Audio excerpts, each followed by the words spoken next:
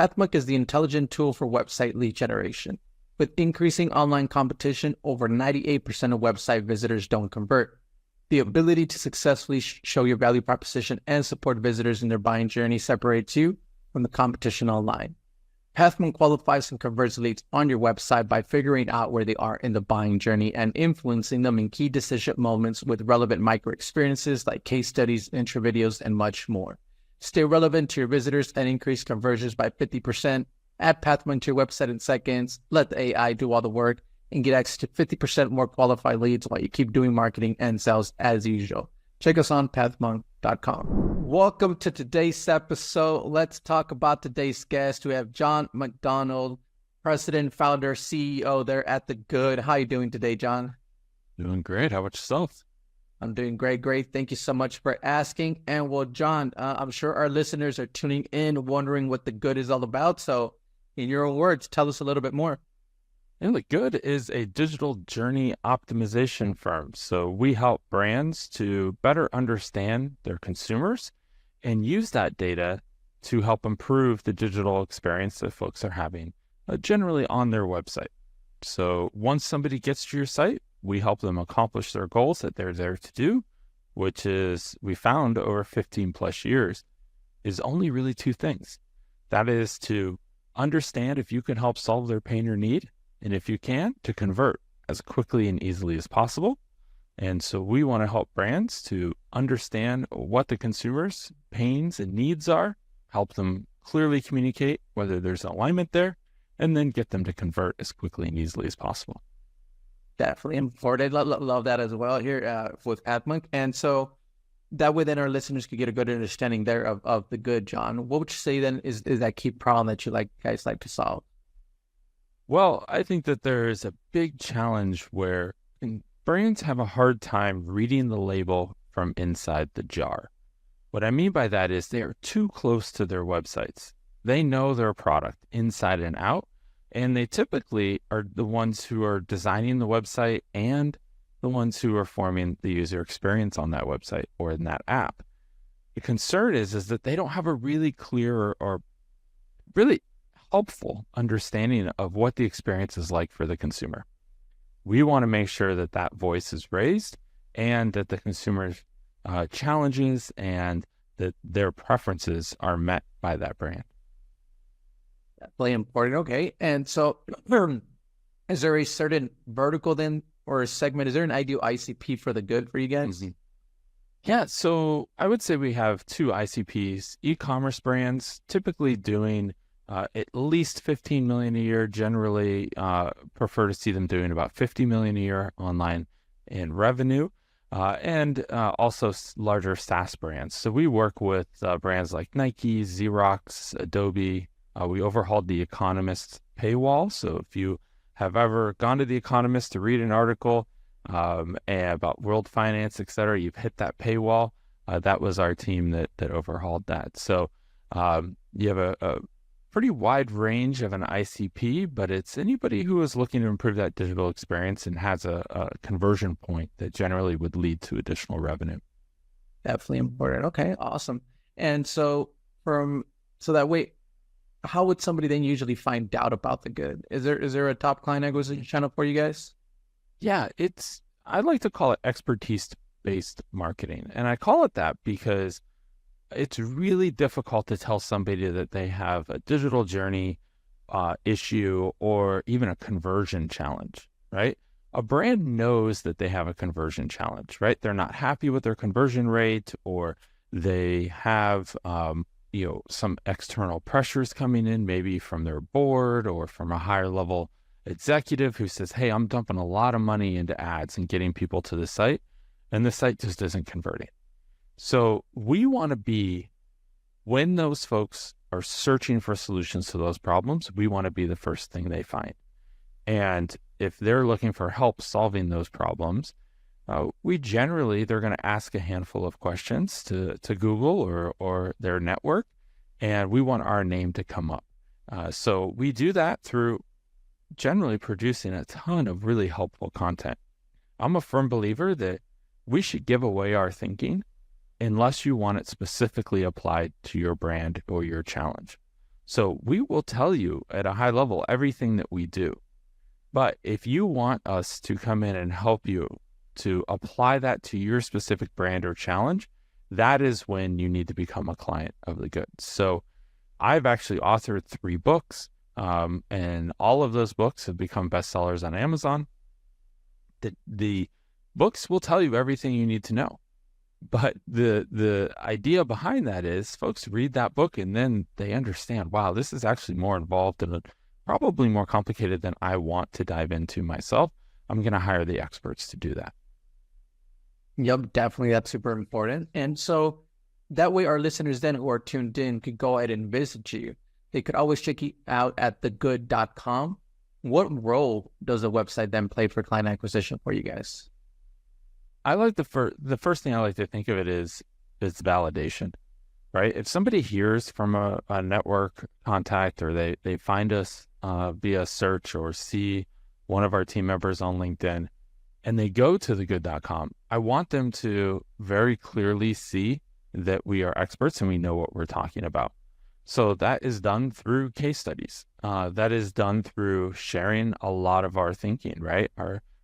We write at least 2,000 words a week of original content about what we are engaging with in clients. We have a laundry list of ideas that will probably never end, and we'll never be able to write about all of them. Because anytime a challenge comes up with a client or we have to explain something to a client, we end up bringing that back and writing about that. We call them insights. So we write at least an insight a week, about 2,000 words. I do tons of podcasts, get that content up there. All of our case studies are up there. So really the idea here is we want someone to use our site to find us, and then also once they're there to use that as validation that we definitely know what we're talking about. Definitely important. Okay, awesome. Great to hear. So on that note, Jon, then is there any tools or tips or methods that you would recommend to our listeners as far as some website lead generation? Well, I think there's a whole bunch of different tools, but I think writing and sharing that thinking is the requirement before you would dive into any tools, right? Because otherwise you really don't have a voice and you're just having the same tools that everyone else has. So really, if you can start producing content, this is a long play, right? It's not something where you're going to write a couple of posts and the next thing you know, you're going to start getting a lot of traffic and converting folks off your site. But once you have had an opportunity to write an article a week for a year, you're going to have 52 articles that quickly show that you know what you're talking about. And the idea behind that is that folks will come in and immediately feel validated. Now, from there, you could use lots of different tools, obviously, to get that content out, right? So we have a very large email list that we send every week, send the article to, sharing that content in a bunch of different mediums, whether it be podcast or video or LinkedIn post, etc. That's all important. But there's tools that help you do all of those things. But without the thinking and having that original insight written and those strategies down, it really makes those tools useless. Yep, I would agree. All right, awesome. Well, let's switch gears then a little bit here, Jon, and let's talk about you as a leader. You being the founder there at The Good, what are some key tasks you like to focus on your day-to-day work? Well, I'm very fortunate at this point where I'm not in the day-to-day client delivery. My number one contribution to the company at this stage is to be in the forefront. And I mean that in 2 ways. One is to be looking forward and aware of what's coming down the line so that I'm always thinking a quarter, 2 quarters, a year ahead. Okay. And I'm helping set us up for success. So I'm kind of plowing the road, if that makes sense, right? Clearing the road so that the rest of the team can come in and effectively enact on that vision. The second thing is doing things like this interview today, being out here as the face of the company, spreading the good word as much as I can, and helping people to align with our mission, which is to remove all of the bad online experiences until only the good remain. Definitely important. All right. Love that. So then, I mean, you mentioned, right, you like to go on podcasts, you have your own book, but how do you like to stay up to date then with all the news in the marketing world as far as trends, strategies? Is there a preferred channel that you like to go with? Well, I think there's two things. One is LinkedIn does extremely well for that now. I probably spend about 2 hours a day on LinkedIn right now. And I do that because it's been a huge portion of my personal brand, if you will, which is obviously attached to the good as the founder and owner, but also to make sure that's another validation point for when folks are looking up the good, they're going to find me and they're going to find my LinkedIn because that's where I spend the most time. And because I'm spending time there and engaging with the community, I end up keeping up to date on a lot of the information. The second thing is I've maybe perhaps old school, but I have a really highly curated RSS feed. So I have a lot of blogs, et cetera, that I follow. RSS still exists, and there's still some great RSS readers out there that I have. I use Feedly, Feedly, if you're unfamiliar with it. But it does a really good job of importing all those RSS feeds on a really quick basis. And so once a day, I take a stroll through there. Instead of going to New York Times or any of the other news sites, I go there and I get industry news. And it's really, really helpful. Definitely important. Okay, awesome. Love to hear that from you, Jon. And well, let's jump then into our next section then here, which is our rapid fire question rounds. Are you ready for them? I'm ready. Let's go. All right. First off then, Jon, what is the last book that you read? And it can't be one of yours. Yeah, that's a great point. Yeah, so the last book I actually read is a book called Into the Boardroom. I have it sitting right here, actually. Into the Boardroom. It is all about being on corporate boards. So I keep getting asked to join boards and advisory boards and things of that sort. And it's something that I have some experience with, but I've never gone out and seeked out boards that I want to be on. And so that book is a playbook for how to do that. And pretty exciting for me, boring for a lot of other folks, but I think it's going to be interesting for my growth and seeing how other successful companies are run and contributing the knowledge that I've learned over 15 years plus of running a business. Awesome. Great. And we're talking about books, just a little bit about yours. You just came out with the latest book. Is that correct? Yeah. It's called Behind the Click, and you can go to thegood.com/BTC for Behind the Click. And I'm actually offering, if anybody is interested in checking it out, you can get 50% off by using the code BTC podcast 50. And I know, so maybe we can put that in the show notes, but it's BTC for Behind the Click podcast 50. And if you just use that as a coupon code when you buy it off of thegood.com, you will get 50% off. That's good for all the different, if you want ebook, paperback, hardcover, all the above. Awesome. We'll make sure to add that on here whenever we post it. And so say we would be in a world where there's no boundaries in technology. What would be that one thing that you want to have fixed for your role as a marketer today, Jon? Well, I would really love to have AI be good enough, and I think it will at one point, to be able to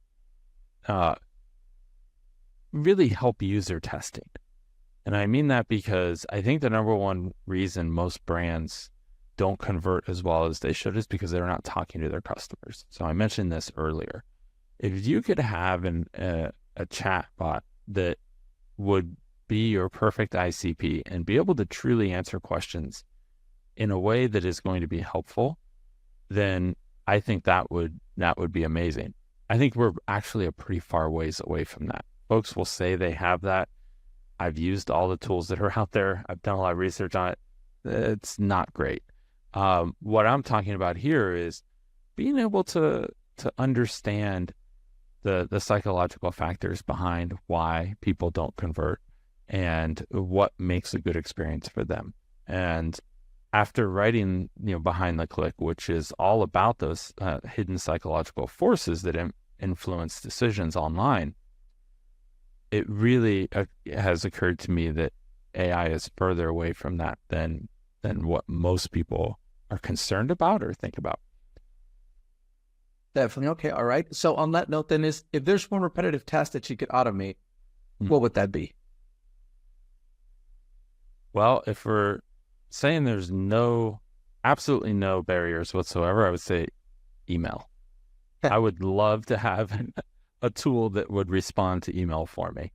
Not sure that would ever happen without some type of neural implant or something like that, but it's at the point now where, I get more email than I can possibly respond to in a day. And I would love to have a tool. It's, you can always get a virtual assistant to help out, do something of that sort, but I find that it still isn't the quality that I'd like to see in the responses. And so I've always just maintained my own inbox, and that's worked well for me. But I would love to see that repetitive task eliminated. Definitely. Okay. Awesome. Great to hear that. And well, then lastly, Jon, you have tons of experience already, no doubting that. But what would be that one piece of advice that you would give yourself if you were to restart your journey as a marketer today? I think that most folks that are in marketing really are caught up in the technology. And I say that because the technology changes so quickly. The tools change. You asked about tools earlier, and I kind of said, well, you have to start before the tools, right? The one thing that I would give myself is to focus on things that aren't going to change. Focus on being really good at copywriting, being really good at understanding human psychology. Part of why I wrote this book was for myself. I was really interested in this. We use these tactics every day at The Good, and I wanted to learn a lot more about them, dive deeper.